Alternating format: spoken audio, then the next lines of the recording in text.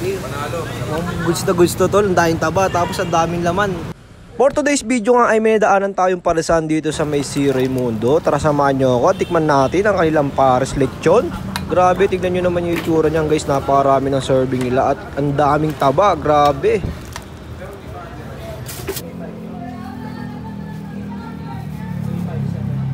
Dito nga sa halagang 99 ay grabe, meron ka ng lechon pares at tignan nyo naman yung serving, no? Napaka-solid at napaka-init na sabaw nila.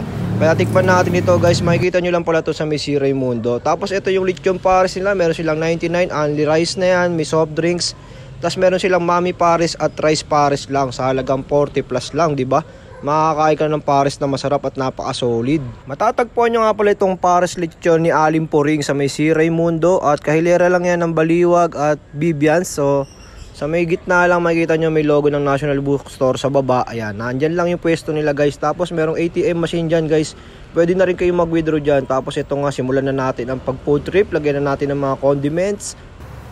Tikman natin ito. Ano, adib na lang natin yan. Ito, lumang taba oh.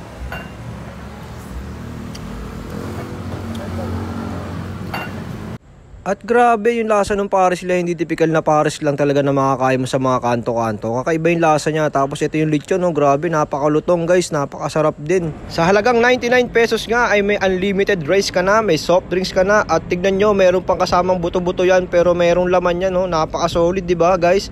Kaya puntahan nyo na rin tong Aling Puring lechon pares dito sa may C. Raimundo. At matik yan, meron din tayong extra rice. Ayan o, binigay na ni kuya. Grabe, bagong luto at bagong saing talaga. Makakain nyo na maayos.